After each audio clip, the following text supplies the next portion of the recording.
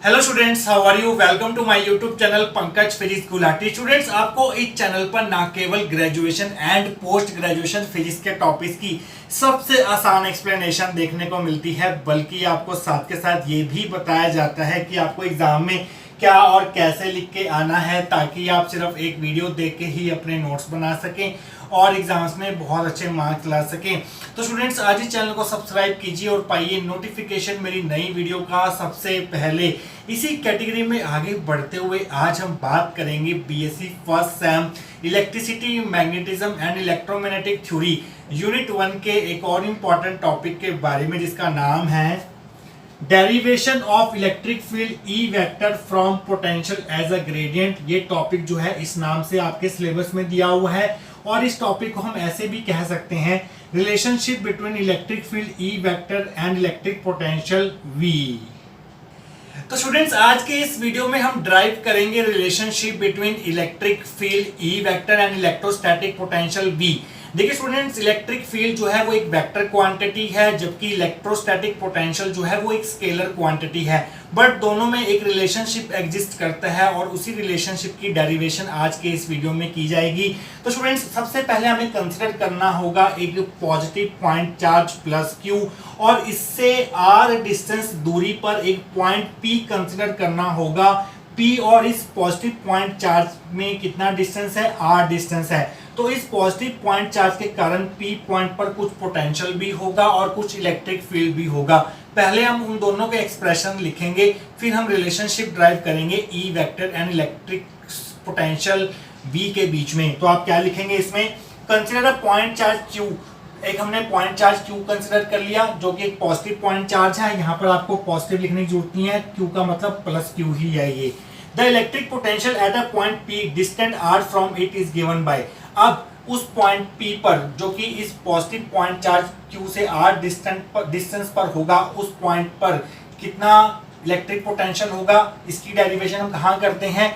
+2 के first chapter के अंदर करते हैं, जिसका नाम था इलेक्ट्रोस्टैट। तो वहां पर हमने डेरिवेशन की थी V = 1/4 pi epsilon q by r, जहां पर 1/4 पाई एप्सिलॉन कांस्टेंट है और एप्सिलॉन को हम बोलते हैं absolute electrical permittivity of free space. तो स्टूडेंट्स, ये होगी हमारी फर्स्ट इक्वेशन। तो स्टूडेंट्स, इसके आगे के जो स्टेप्स हैं वो हम देखेंगे आने वाले सेक्शंस के अंदर। तो स्टूडेंट्स, आइए आगे बढ़ते हैं। लास्ट सेक्शन में इस पी पॉइंट पर इस पॉजिटिव पॉइंट चार्ज के कारण कितना इलेक्ट्रिक पोटेंशियल होगा, उसका एक्सप्रेशन हम लिख चुके थे, जो कि हमने इक्वेशन नंबर 1 दिया था। अब सेम पॉइंट पी के ऊपर इस पॉजिटिव पॉइंट चार्ज के कारण कितनी इलेक्ट्रिक फील्ड इंटेंसिटी होगी, अब उसका एक्सप्रेशन हम लिखेंगे। The electric field intensity E vector eight a point P is given bye. हमें पता है एक पॉइंट चार्ज के कारण किसी भी पॉइंट के ऊपर कितनी इलेक्ट्रिक फील्ड इंटेंसिटी होती है, इसकी डेरिवेशन आप junior classes means 12th class के अंदर इलेक्ट्रोस्टैट चैप्टर के अंदर कर चुके हैं। आज के इस टॉपिक में आपको सिर्फ डायरेक्ट रिजल्ट्स यूज करने हैं, और वो वैल्यू होती है उस इलेक्ट्रिक फील्ड इंटेंसिटी का जो मैग्नीट्यूड होता है, वो होता है E = 1/4 pi epsilon q by r square. अगर आप इसको वेक्टर फॉर्म में लिखना चाहते हैं तो यहाँ पर आपको ई वेक्टर लिखना होगा, और यहाँ पर आपको डॉट में यूनिट वेक्टर आर कैप भी साथ में लगाना होगा अगर आप यहाँ पर वेक्टर लिखते हैं। देखिए स्टूडेंट, दोनों में फर्क क्या है? यहाँ पे आर आ रहा था, यहाँ पे आर स्क्वायर आ रहा है, तो आप ऐसे इसको याद रख सकते हैं। तो स्टूडेंट्स, अब हमने इस ई वेक्टर और वी में रिलेशनशिप ड्राइव करना है। उसके लिए हम यूज करेंगे एक वेक्टर कैलकुलस की आइडेंटिटी, जो हमें क्या कहती है? We know that gradient of 1/r is equal to negative of r cap by r square। तो स्टूडेंट, जब आप 1/r का ग्रेडियंट निकालते हैं, जहां पर r क्या है? r है ये x² + y² + z², क्योंकि r वेक्टर जो होता है वो होता है xi cap + yj cap + zk cap, और r कैप क्या होगा? r कैप आप जानते हैं क्या होता है? वो होता है r vector divided by magnitude of r। तो स्टूडेंट्स, ये चीजें आप ध्यान में रखेंगे, ये चीजें हम पहले कर चुके हैं फर्स्ट चैप्टर के अंदर ही। ग्रेडियंट के ऊपर जो न्यूमेरिकल्स होते हैं, वहां पर हम ये प्रूव करते हैं कि जो ग्रेडियंट होता है 1/r का, इसका ग्रेडियंट जो होता है वो होता है negative of r unit cap इसका, और नीचे डिवाइड में आर स्क्वायर, जहां पर आर कैप की वैल्यू क्या होगी, दिस डिवाइडेड बाय दिस। तो स्टूडेंट्स ये हम प्रूव कर सकते हैं बड़े आराम से। तो इसी आइडेंटिटी को यूज करते हुए वेक्टर कैलकुलस की हम इन दोनों के बीच में रिलेशनशिप ड्राइव करेंगे।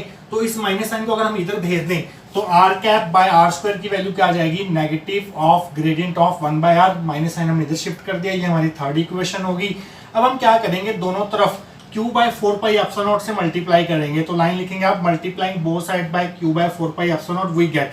तो इसके आगे भी आपने q by 4 pi epsilon naught लगा देना है, और इस टर्म के आगे भी आपने q by 4 pi epsilon naught लगा देना है। तो स्टूडेंट्स ये होगी हमारी फोर्थ इक्वेशन। इसके आगे के जो स्टेप्स रह गए हैं वो हम देखेंगे नेक्स्ट सेक्शन के अंदर।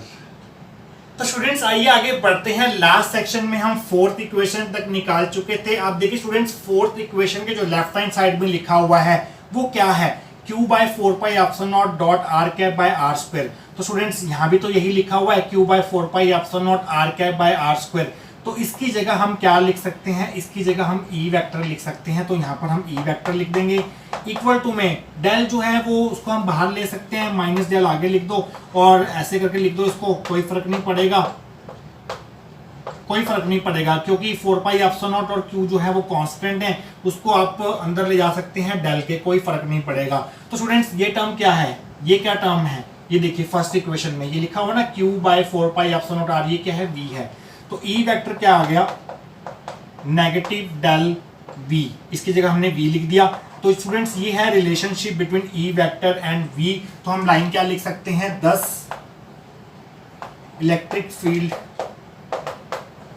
या इलेक्ट्रिक फील्ड इंटेंसिटी, कुछ भी कह सकते हैं आप, can be express as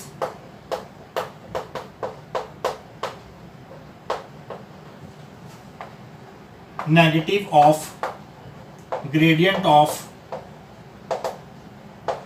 electric potential.